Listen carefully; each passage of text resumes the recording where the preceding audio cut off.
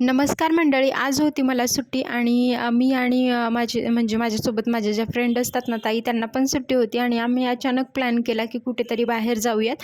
आणि खूप दिवसापासून आम्ही कुठे बाहेर फिरण्यासाठी वगैरे गेलो नव्हतो. खूप दुपार झाली होती, उशीर पण होत होता, म्हणून म्हटलं की डायरेक्ट ओला बुक करूयात. म्हणून आम्ही ओला बुक केली आणि निघालो देहूला जाण्यासाठी. आता खूप दिवसापासूनची माझी इच्छा होती की आपण देहूला जाऊयात आणि तिथे म्हणजे दर्शन वगैरे घेऊया.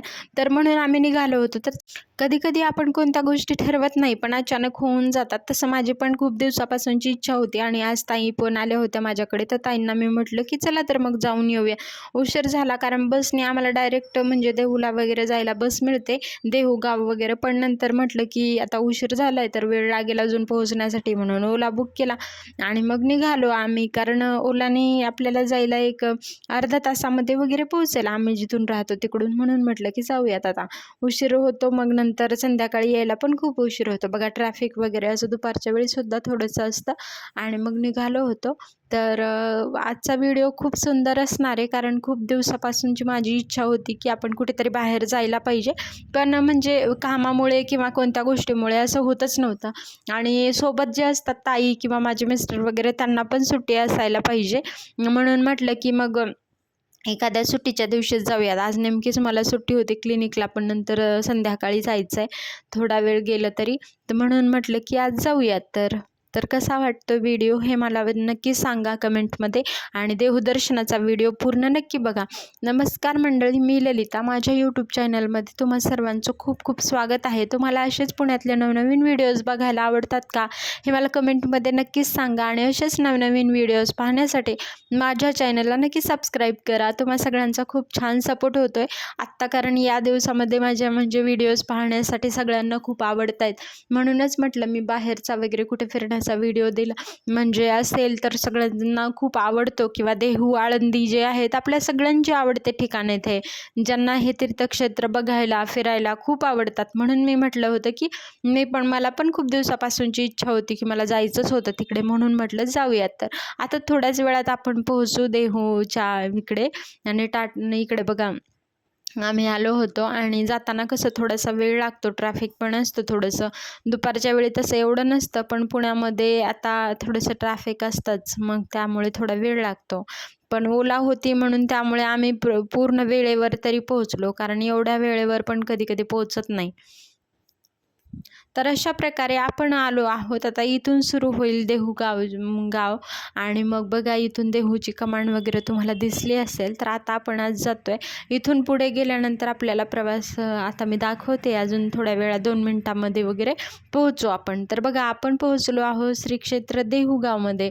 आणि इथून इथे पुढेच आता 2 मिनिटाच्या अंतरावरतीच मंदिर आहे, तर मी तुम्हाला दाखवते. चला तर मग इथेच समोरून बाजूला आल्यानंतर आपण एक गणपतीचं मंदिर आहे.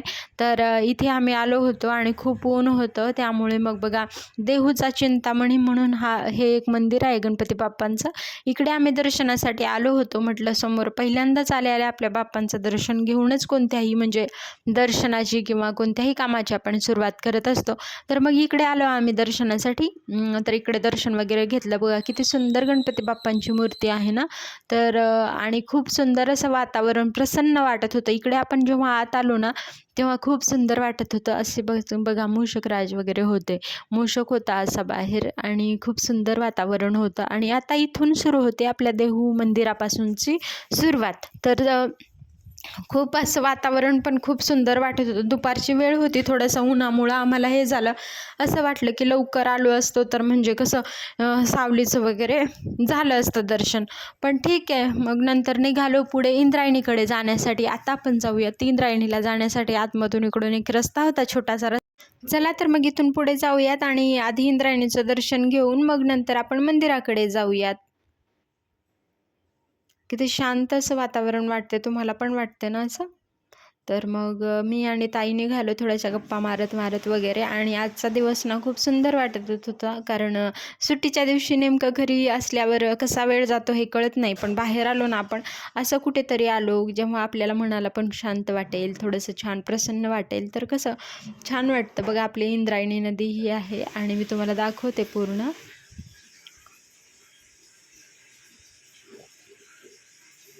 पाणीसुद्धा भरपूर आहे आत्ता आणि खूप शांत असं वातावरण आहे. तुम्ही बघू शकता मंदिरसुद्धा इथून आपल्याला दिसेल.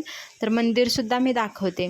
वरच्या बाजूला जे दिसतंय ना ते मंदिराचीच बाजू आहे ती. थोडंसं पुढे गेल्यावर अजून छान दिसेल.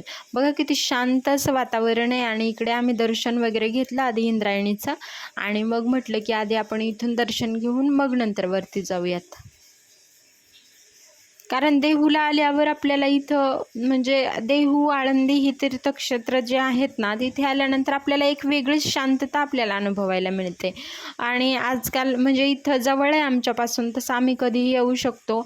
आणि कसं लोकांची गर्दी आजच्या दिवशी तर नाही आहे, कारण जेव्हा सुट्टी असते किंवा कधी एखाद्या दिवशी एकादशी असेल, कोणता म्हणजे कधी काही असेल, तुकाराम बीजच्या वेळी तर खूप गर्दी असते. हा बघा देवाचा कळस इकडे मंदिर आहे, तुम्ही बघू शकता.